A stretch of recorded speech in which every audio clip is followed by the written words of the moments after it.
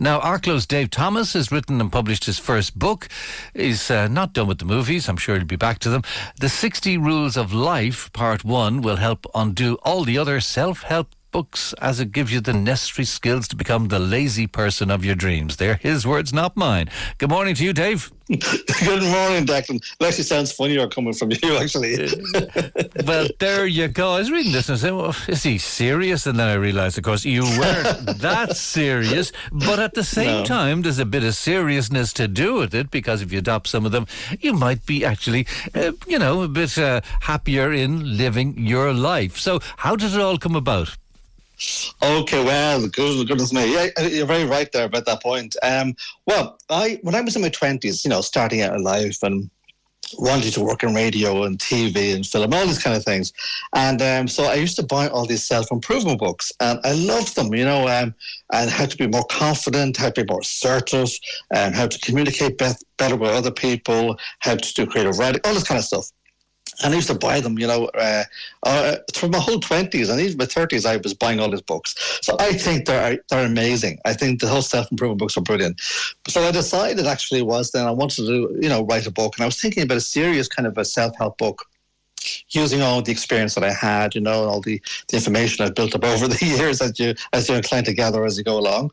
And I thought, I'll have a bit of fun, and said, do something completely opposite and write a kind of a book that took the mickey out of the self-help books, to put it politely, and to kind of have fun with it.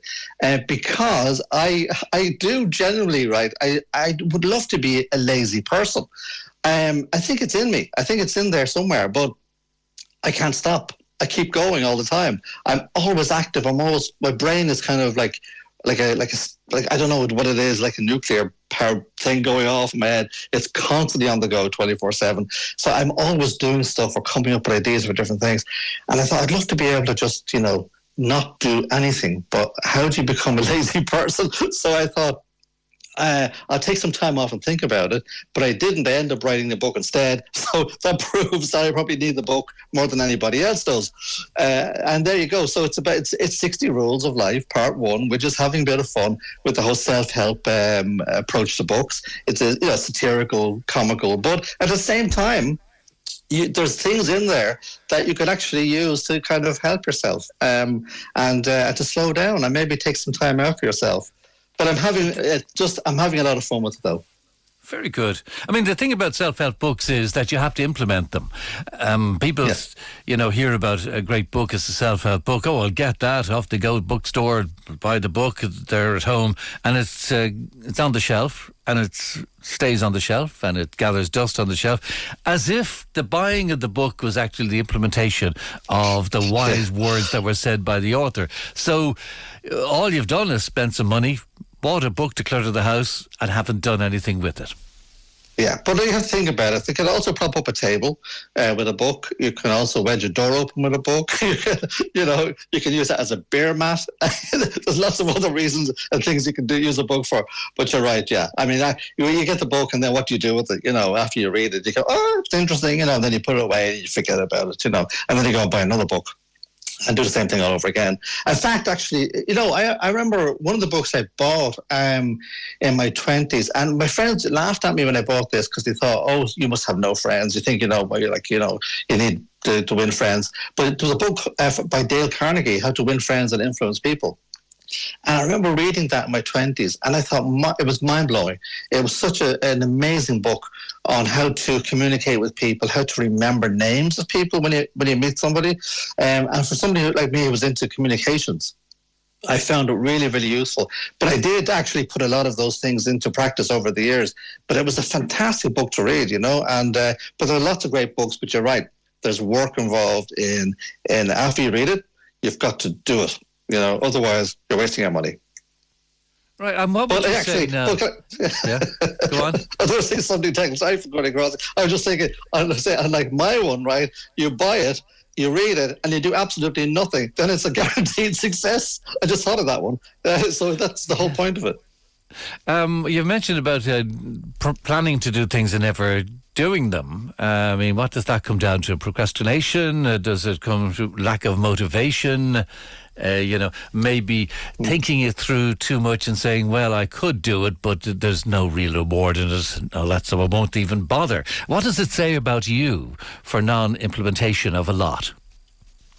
Goodness me, that's a good question. I don't know. I mean, I think often what happens is with people who have great intentions, especially the beginning of the year, the new year, right? Every year, how many of us think, oh, I'm going to go on a diet now and lose weight. I'm going to go for walks every evening. I'm going to join the gym. I'm going to do this. I'm going to do that. I'm going to go do a course and learn a new language. And we never do it simply because we build up in our heads how difficult that is. And often what we need is just a little push. And if it's not a mental push of yourself, then, it's not going to work. People around you can say, oh, you should do this course, or you should go for your walk, or you should go on this, join Unislim or whatever it is. But you have to want to do it yourself, and you have to push yourself. And that's it. I think when it comes to a self-improvement of any kind, we look at it as a steep hill. And we look at the top of the hill, first of all, and we think, how do we get up there? Instead of looking at the bottom of the hill and say, let's just wedge up a little bit, an inch at a time. It's like, wasn't it Confucius said or something about, every journey starts with a single step or something like that. And that's really it, just one step at a time. Now, you better tell us some of the 60 rules of life then. So if we were to lay this out in front of us and we said 2022 is the year. So it is the 60 rules of life. Here we go. Yeah. Okay. And if you want, this is to remember, this is to help you be a lazy person. So one of the examples that I give in it is for example, if you go for a job interviews and you don't really want to work, you don't want to get a job, you want to stay at home all the time and be lazy. I'll enjoy watching daytime TV and listening to the radio and just lobbing around the place, and you don't even want to have a shower. But you end up being so unfortunate that you end up getting that, because you were forced into applying for a job, and you get that job interview. So what you do, you come up with different ways to make sure the interview fails. And that's covered in the book, right? And one of them, and this is actually a true thing, Declan, this is very true. This actually happened to me. It's in the book, it's number 9. It's called Interview Part 5. It's chew gum in a noisy fashion and blow bubbles. Allow the bubbles burst and stick around your nose, and then peel it off slowly. Put the remains of your pickings back into your mouth and continue to chew away. I didn't need that.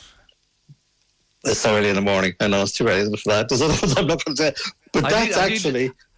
Yeah, that's true. That actually happened to me. Well, I need a nicer one to finish up on now, to give your book a good plug. A nice one of those rules.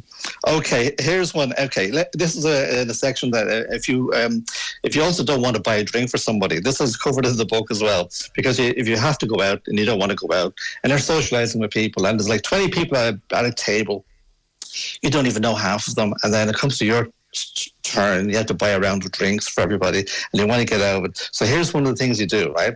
And it says here, right? So you keep leaving the table, and you return to a different seat and strategically position yourself in a different area, away from the next person whose turn it is. Then move back near the first person that started the round, and it works quite well in large groups. And the last one on that one, I'll just say, which is I'm trying to think. I've got so many here in front of me. Gosh, here's okay. You're going to kill me for this one, Declan, right? But anyway, here's one for a job interview. A thing to say in an interview if you want to get out of it. Inform them that you can proudly identify several varieties of design and the date of used baby's nappies by smell only. Good luck, Dave.